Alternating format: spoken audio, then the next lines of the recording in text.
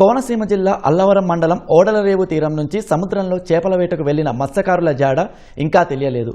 సముద్రంలో బోటు కోసం గాలింపు చర్యలు కొనసాగుతుంటే తీరం ఒడ్డున వారి రాక కోసం కుటుంబ సభ్యులు కన్నీళ్లతో ఎదురుచూస్తున్నారు. ఈ నెల 3న 7గురు మత్స్యకారులు సముద్రంలో వేటకు వెళ్లారు. 17 రోజులు గడుస్తున్నా ఎలాంటి ఆచూకీ లభించలేదు. ఎక్కడ ఉన్నారు, ఎలా ఉన్నారు, ఎప్పుడు తిరిగి వస్తారు అన్న ప్రశ్నలు కుటుంబ సభ్యులను కంటి మీద కొనుకు లేకుండా చేస్తున్నాయి.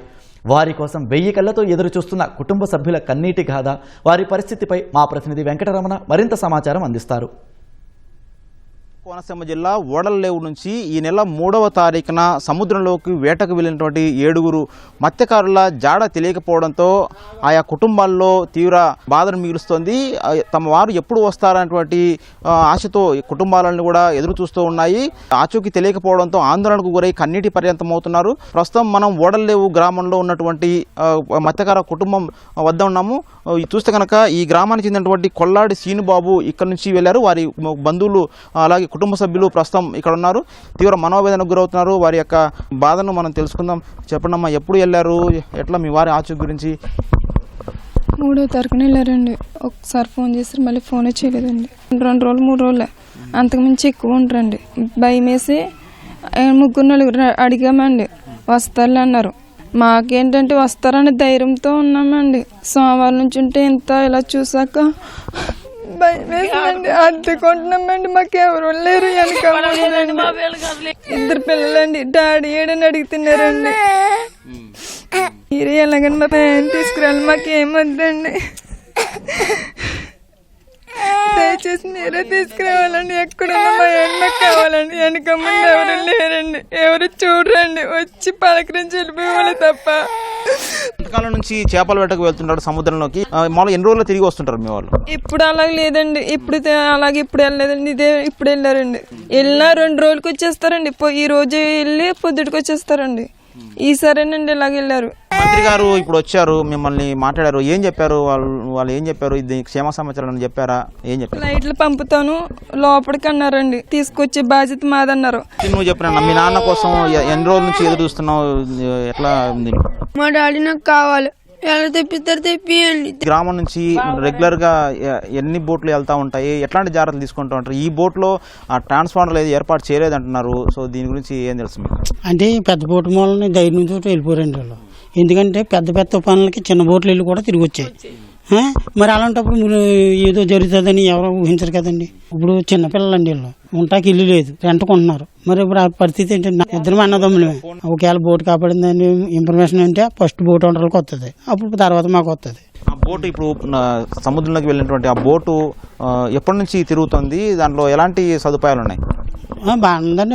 ఎందుకంటే వాటర్ ONGC బోట్లకు వాటర్ వేసేవారు. అది బాగుంటుందండి.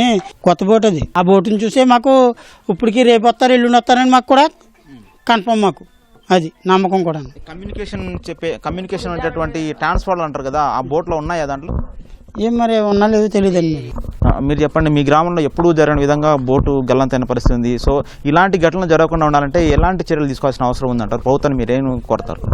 అది సర్వేలు ఉంటాయి కదా మిషన్లో, అవి పెడితే బాగుంటుంది బోటుకి. నేను అది 3వ తారీఖు సాయంత్రం ఫోన్ చేశారు, అంతే వెళ్ళిపోమని చెప్పారు, అంతే 7 గంటలకి. తర్వాత నుంచి ఫోన్ లేదు, ఏం లేదు. అంటే 20 మైళ్ళు దాటితే 20 మైళ్ళు అలా లోపలికి దాటితే సిగ్నల్ ఉండవు లోపలికి, ఇంకేం ఉండవు. ఇంకా ఇప్పటికి 18 రోజులు అయిపోయింది. ఆచూకీ లేని బోటులో ఓడలరేవు గ్రామానికి చెందినటువంటి శాంతారావు కూడా ఉన్నారు. వారి యొక్క కుటుంబం చాలా మనోవేదనకు గురవుతుంది. ఎప్పుడు వస్తారా అని చెప్పేసి తీవ్ర ఆందోళన చెందుతున్న పరిస్థితి ఉంది. కన్నీటి పర్యంతం అవుతున్నారు. వారితో మన కుటుంబ సభ్యులు ఉన్నారు, వారిని అడిగి తెలుసుకుందాం. చెప్పండమ్మా, ఎప్పుడు వెళ్ళారు మీ శాంతారావు గారు? సో వాళ్ళ ఆచూకీ గురించి ఏమైనా తెలిసిందా మీకు? తెలియలేదని 3వ తారీఖున వెళ్ళారు. ఇంకా ఏమీ తెలియలేదు. 9:30 ఫోన్ మాట్లాడాను. అప్పటి నుంచి ఇంకా ఫోన్ కలవలే. ఫోన్ స్విచ్ ఆఫ్ వచ్చింది. మేము ప్రయత్నం చేస్తూనే ఉన్నాం. వస్తారు కదా అని అనుకున్నాం. వారం రోజులకు వస్తానన్నారు, ఇంకా రాలేదు అని మాకు కొన్న భయంగా 10 రోజులు పడుతుందేమో అనుకుని 10 రోజుల దాకా చూసాం. సోమవారం నుంచి మాకు కంగారుగా ఉంది. ఎక్కడున్నారని, వాళ్ళు ఎక్కడున్నా క్షేమంగా ఉండి తీసుకురావమని పెద్దలు అందరినీ కోరుకుంటున్నాను. మరి ఎంతకాలం నుంచి ఇట్లా వేటకి వెళ్తూ ఉంటారు? పోయినప్పుడల్లా కూడా ఎన్ని రోజుల పాటు వాళ్ళు లోపల ఉంటారు? ఎన్ని రోజులు తిరిగి వస్తూ ఉంటారు వాళ్ళు? ఇప్పుడు ఎన్నిసార్లు ఇట్లా లేట్ అవడానికి ఏం కారణం అంటారు? మాకైతే లేట్ అయితే ఎప్పుడూ లేదండి. ఎప్పుడు వెళ్ళినా 2 రోజులకి 3 రోజులకి రోజులకి వచ్చేసేవాడు. ఇంకా 5 రోజులు కూడా ఉండేవాడు కాదండి. ఇప్పుడు వాళ్ళు లేకుండా మాకు ఇల్లే గరవదండి. మాకు మనీయే దిక్కున్నారండి. ఫస్ట్ టైం అనేది ఇంత లాంగ్గా ఉంటాం. ఇప్పుడు మంత్రి గారు వచ్చారు కదా, మీతో మాట్లాడారా? ఏం చెప్పారు? వాళ్ళ క్షేమ సమాచారం గురించి ఏమైనా చెప్పారా?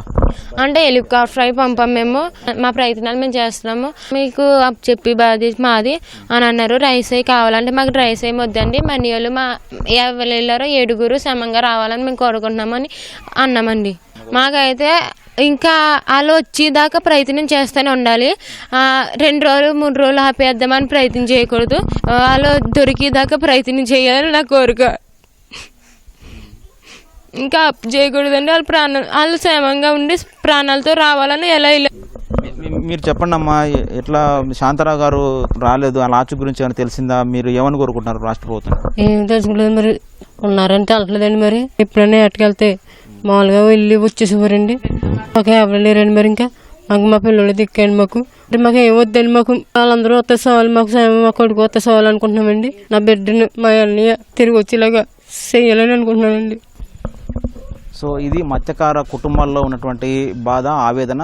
చూస్తే కనుక దాదాపు 10 రోజుల్లో ఖచ్చితంగా తిరిగి వచ్చేవారు. ఈసారి 15 రోజులు దాటినప్పటికీ కూడా కనీసం ఆచూకీ తెలియట్లేదు.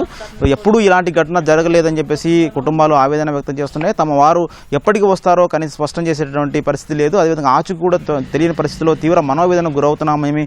రాష్ట్ర ప్రభుత్వం అలాగే కేంద్ర ప్రభుత్వం ఇంకా మరింత వేగంగా సెర్చింగ్ చేసి ఆ ఓటును కడుక్కొని తమ వారిని సురక్షితంగా తమకు అప్పగించాలని చెప్పేసి వారందరూ కూడా వేడుకుంటున్నారు పరిస్థితి ఉంది. ఓడల లెవెల్ నుంచి కెమెరామెన్ సూర్యప్రకాష్ కలిసి వెంకటరమణ.